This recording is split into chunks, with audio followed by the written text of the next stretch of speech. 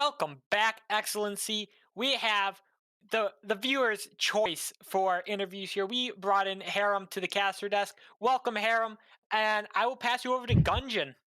Herum, I have to say, great 2-0. It again, in terms of playoff standings, it felt like for the last couple weeks, Divine Ascension Ruby kind of had a situation where bad luck, where you guys had to give up games, had to kind of forfeit out of a couple of games, but a great statement 2-0 over a team that you have to kind of contest in that playoff standing. How much does this 2-0 kind of mean to you guys to kind of build up that morale and confidence heading into that playoff, into the playoffs? I'm not gonna lie, it's been tough for us. We've been going through some roster changes. That's why we had to, forfeit some matches, Yep. unfortunately.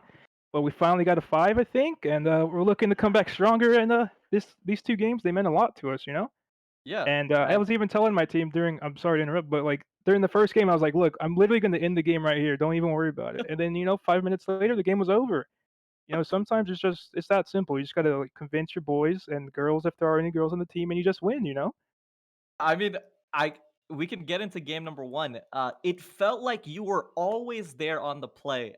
Again, I when we were looking at the comp wise, Darkside had such an uninteractable comp. We had the Ivern quirky mid that kind of just presses, just AFKs and farms. We had the Senna Tom Kench that kind of just AFKs the lane phase, and Gnar that was so strong into that Scion matchup. But it felt like every situation you were always there to make the play. How does that early game shot calling go? And is it you? Is it you and JDK? Who's really doing that early game coordination?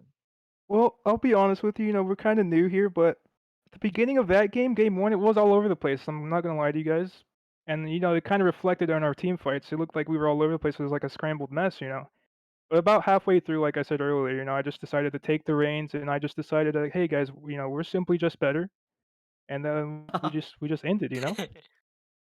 And again, Chief was calling it out. We loved how you guys kind of played out those team fights. It felt like Darkseid was kind of like opting into just 5v5 fighting you. You were getting some great engages off, but I do want to kind of throw it off to Chief when we were talking about that last that call to end the game. That was super close because it felt like um uh so I'm kind of blanking. Coach was super close to kind of like stopping that end. Who was making that call out? It was a collective effort, but, you know, we did see that, and we did take note of it, but, we just decided that, "Hey, we have a really strong team comp, and we are in the lead at the moment, and we seriously can just take control?" And we just all decided on that, and then even though they might have had a good position, it wasn't good enough, and, it showed that, the outcome showed that. Chief, do you have any questions for Harem here? Yeah, I just got one question. Maybe a little bit of a meme, but what you guys seem to be fighting over a lot of objectives, a lot of um, a lot of just sometimes nothing. Do you think that this is representative of how you like to play with liking to play more of these team fight compositions? Most definitely, for sure. Both of our team comps were centered around bot lane, I feel, especially the first game. That's why I picked Lilia, just more of a support utility champ, but I ended up getting ahead, so I decided to go more damage. But yeah, we do enjoy the fights, really. I mean, it's my favorite part of the game, team fighting, Yep. especially with 5. It's really interesting, to hear everyone yelling and stuff, and especially when you win, everyone's just really ecstatic, and it really does, like, it makes you feel, better than you are? So, just love that feeling. Yep. And I feel that. Any last things regards Gungeon for this series? no, again, I have to say you had a great.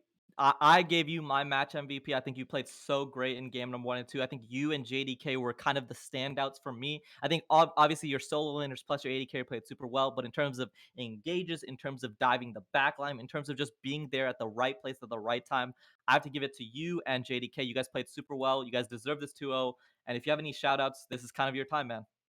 Yeah, I'd like to shout out everyone in the stream for, supporting us, and I'd like to shout out Oh Heat Miser and Oh So Good and Panda and the Chelsea. Those are my, boys and girl. And my team, of course, couldn't do without them? Yeah, yeah, you gotta shout them out. But Exactly. again, great 2-0. I appreciate the interview and thanks. Yeah, thank you for having me. Well, that is game number one or series number one, however you want to say it. Divine Ascension Ruby taking this one 2-0. We are going to head to a short break. Don't go anywhere. We will be right back.